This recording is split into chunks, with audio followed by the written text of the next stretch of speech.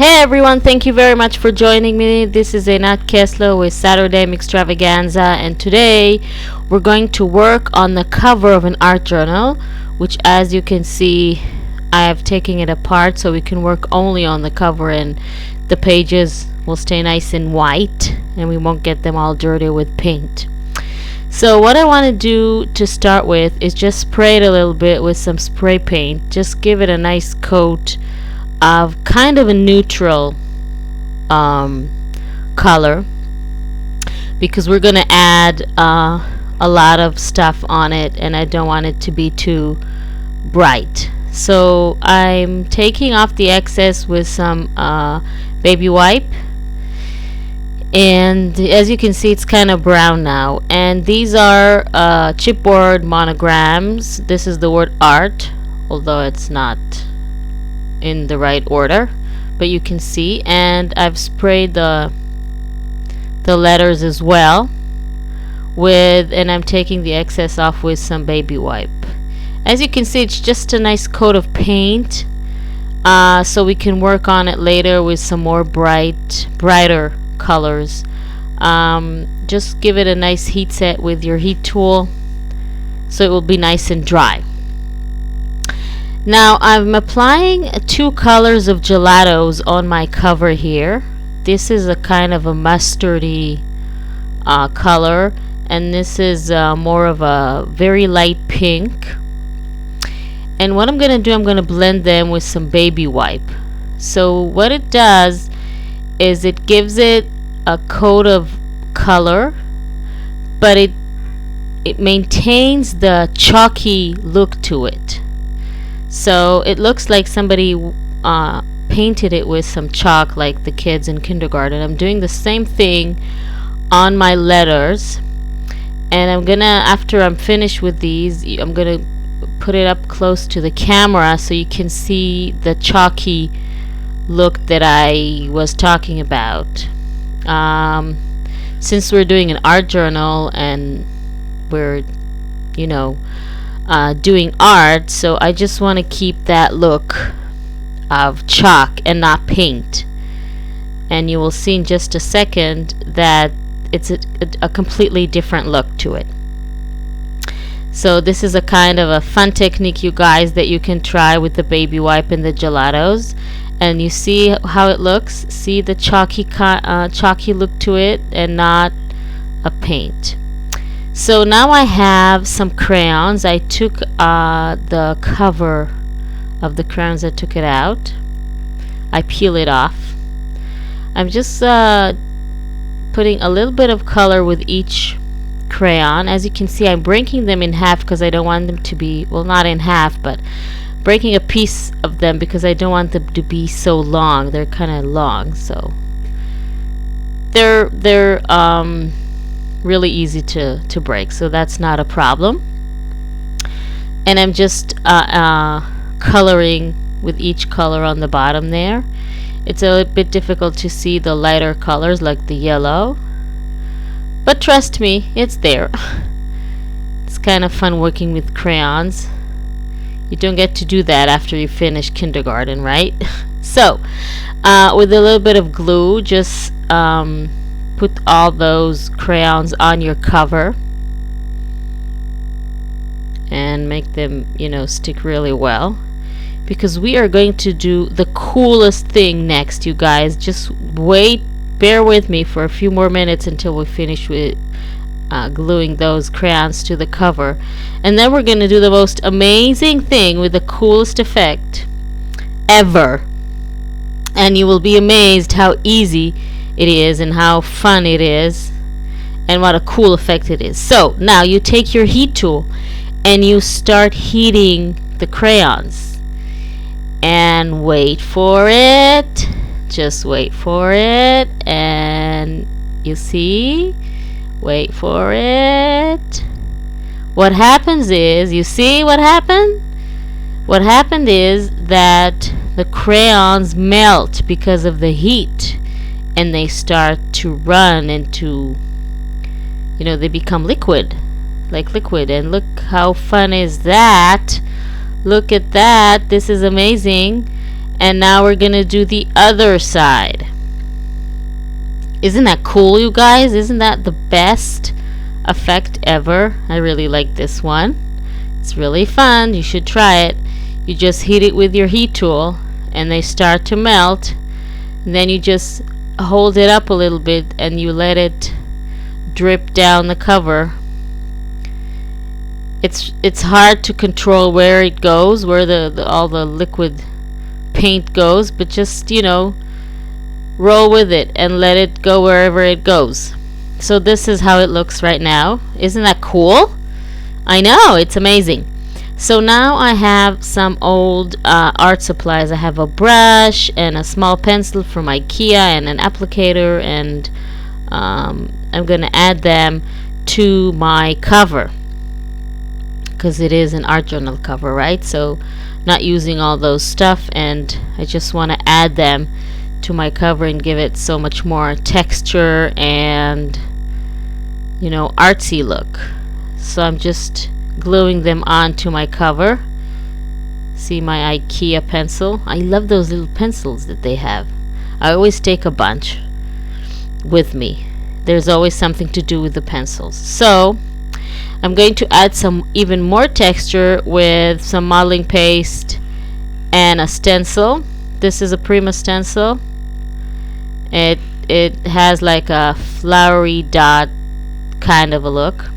By the way, I forgot to tell you that the colors that we melted, the crayons that we melted, they dry really, really quickly. So you don't, and you can't dry it with your heat tool because then they'll melt more and they will run more. So you just have to wait a couple of minutes until it's dry, and it's just really fast. So don't worry about that, okay? Just make sure it dries, and then, and if you use the heat tool a little bit more like I'm doing right now, be careful not to melt them even further.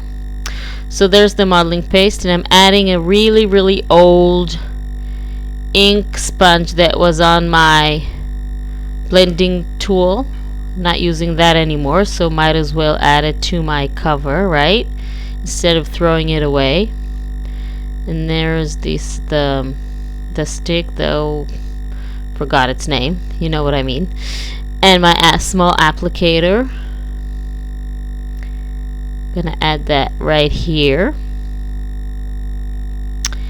and what I'm gonna do right now is add a little bit more color with some sprays. So just a little bit of teal going on there, spraying, and a little bit of red there, and make sure you dry that completely. And I'm gonna add some splashes of color with some alcohol inks. I really like how they drip all over there and they splash, and you never know where exactly they're gonna drip, so it's kind of fun doing that, you guys. Don't be scared. You just do it, and wherever it goes, it goes. And what I'm gonna do next is add a little bit of gesso around the edges of my cover, just to give it some more definition and some bright borders. You can do that with white acrylic paint as well. It doesn't have to be gesso, but this is what I had under my hand, so I used that. I'm also adding a little bit of gesso onto my little art tools there on the cover. And now I'm going to work a little bit on the letters, on the monograms. So what I'm going to do, it's not tar, it's art, but you know what I mean. It doesn't matter. When we'll add them, they will be on the right order. But first, before the letters, I want to add something more to my cover. And these are little spots of watercolors that I'm putting on my cover from the tube, directly from the tube to the cover. I'm using green and blue and red, and gonna add a little bit of yellow. And you take your brush with a lot of water, you load it with a lot of water, you wet it so it will be really wet, and then you start spraying the watercolor all over your cover. And what I like about watercolors is that they blend really well together because of all the water, and then you get some new colors that you didn't even plan for when you started. So I'm adding a little bit of yellow, also some really nice kind of blue, and you see the more water you have, it drips and it blends, and it's really nice. So just on the corner there, I'm adding all those spots of color, and it's kind of cool. I really like working with watercolors, it's fun.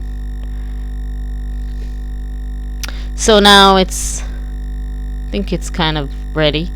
Very colorful. Of course, because it's really wet, it's better to dry it with your heat tool a little bit. So now back to my letters. A little bit of gesso on them, on the borders, and just smear it all over the letter here and there, wherever, without planning it too much, because that's the fun part, when you just get to work with your fingers and whatever comes out, it's good. Okay? We like to do that. I'm going to add some stamping on my letter. I have this checkerboard pattern there, and I'm going to stamp on the letters with some black permanent ink, just wherever it comes. I'm not planning, I'm just putting down the stamp, you see, without even using an acrylic block. I'm just putting it on the letter, and I'm fine with the result. And some brown permanent ink on some text. It's kind of hard to see, but it's there on a text stamp. Has all kinds of text on it. And I'm gonna work on the borders a little bit with some Fired Brick Distress ink, which is kind of a red distress ink, just to add more color and definition to each letter. That would make them really pop out and look nice. And I think I'm going to add some blue jeans color as well, just as a contrast to the red, and a little bit, even a bit more color on the letters. So now, after the letters are done, I'm going to glue them onto my cover. Now the A is going to go on the crayons, so it's going to be really raised. Then the R, as you can see, they are not they're horizontal instead of vertical. So this is the way I'm adding them to my cover. And this is the T, which is going to be a little bit on the bottom, and I'm going to write journal on a torn piece of scrap paper, and that's going to be art journal on the cover there. And I think it's about ready. I'm going to glue that piece of paper onto my ink sponge there. Gonna do that borders and put it on there with some glue. And after the cover is dry and everything is ready, you can assemble the journal back like I did here. And here it is, all nice. All the pages are nice and white, and you can work inside. And this is the ready art journal. And I want to thank everyone for joining me. This is how it came out, with all the beautiful colors and art supplies and liquid crayons and the watercolors and the stencil with the modeling paste there. So it was really, really fun doing this, you guys. I want to thank you very much for joining me. And here is another closer look on everything. I want to remind you that there is still a really cool giveaway for 1000 subscribers still going on. Check out the last video, it's all the details are there. So join us too, you can win this fabulous prize. So thank you very much for watching and see you next time. Bye you guys.